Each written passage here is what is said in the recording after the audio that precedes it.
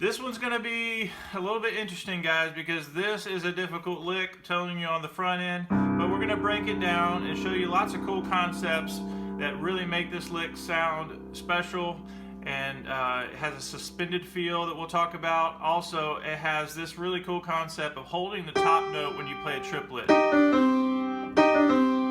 And I can play these kind of licks fast because I practiced them slow, and I'm going to teach you guys how to do all this.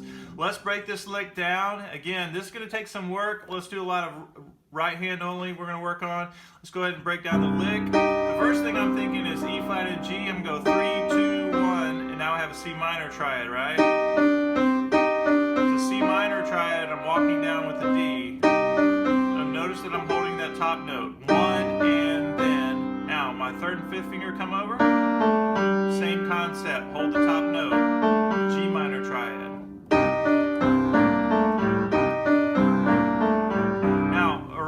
From Blues Volume 1 and 2, when you do a triplet in your right hand, it lines up with, the left hand lines up with the third beat of the triplet. Watch this. It starts together, 1 and then, 1 and then, 1 and then, 2 and then, 1 and then, 2 and then, 1 and then, 2 and then, 1 and then. So the first part of the lick, 1 and then, 2 and then, 3 and then. Now it changes here. We have F and B flat, E flat and D. That's that suspended sound that I was telling you about. So let me practice that together. 1 and then 2 and then 3 and then 4 and then. Now this is a little bit different from the patterns that we've been learning. So spend a lot of time just playing those notes back and forth. Get this sound. Again, you want to hold the top note, the B flat. Okay, now we're going to add the next set of notes, B flat and D, so I'm going up to the 9th of a C scale, B flat and D, G and F. Just practice this over and over. You notice that I'm holding the top note, and I may want to go down and make sure I remember this shape. Notice how I'm getting up into the keys. I'm not playing everything back here. Sometimes you have to get up into the keys to get these chord voicings. Let's put that part of it together.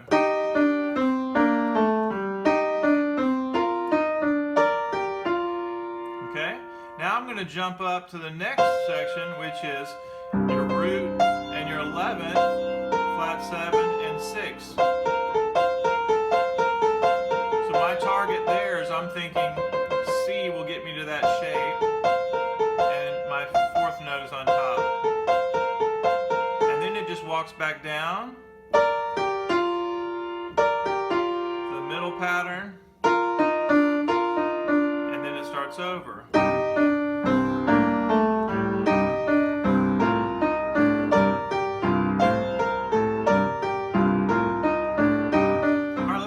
Same thing on F. So the first thing is, just like we were in C minor, we did C minor. Now we have to think for the 4 chord, F minor. We have flat third, walking down on the G to my root, holding the top note,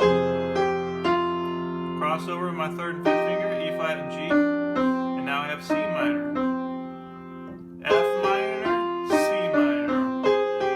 Now I jump up here do that suspended part, just like we did when we were on C. Now we have this transposed. B flat and E flat, A flat and G. Now I'm going to jump up to my 9th of an F. Now this is my C minor 7 in third inversion. B flat, C, E flat, and G. Remember that I'm holding the top note.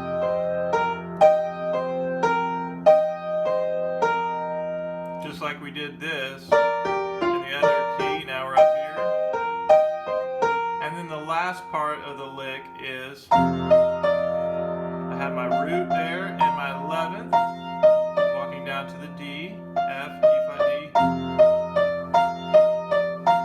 Now the way you're going to get this again is practicing it in sections. F to C minor, I can do that, right? tricky here. Now I'm going to go up to my flat 7th. Now I'm going to go up to my 9th. Now I'm going to go up to my 11th. Now notice how I'm practicing this now. Put the whole thing together.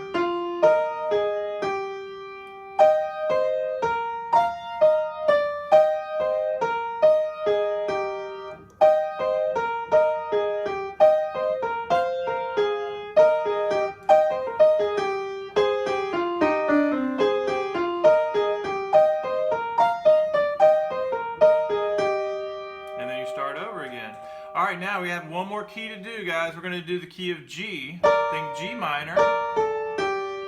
Crossover. Now you're at D minor.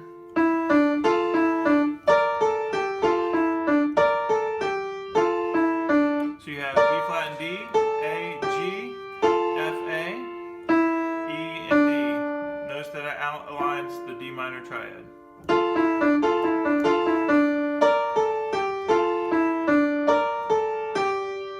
Alright, so the next part, I go up to my flat 7,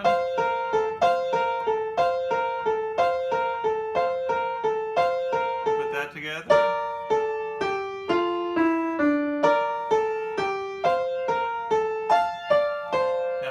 Now this is my D minor 7 starting on the C note.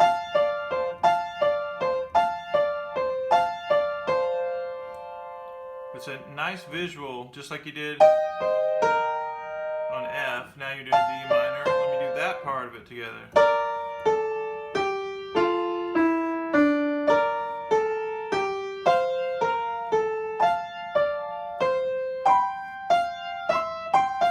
And then this is the top one.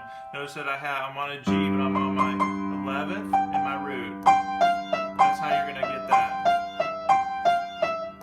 Now I'm going to practice just those two.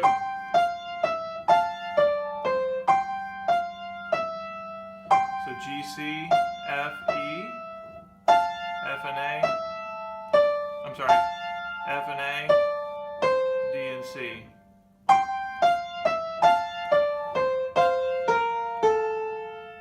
So let's do the whole thing slowly.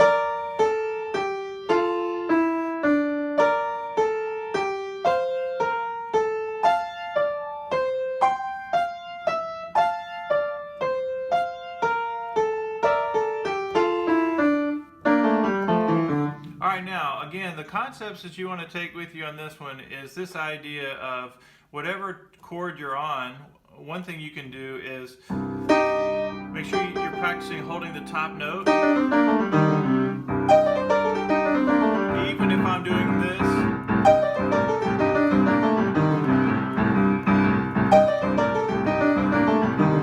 I'll go to F.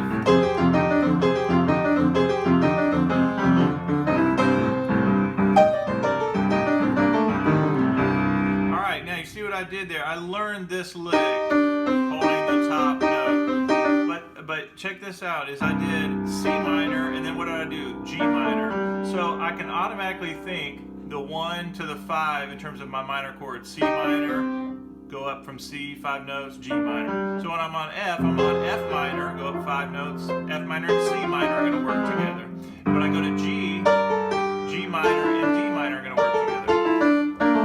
Don't be in a hurry to play fast. Once you play it slowly, confidently, repeat it over and over, then you'll get it. All right, let's go ahead. That was a lot to process on lick number 5. Let's go on to lick number 6.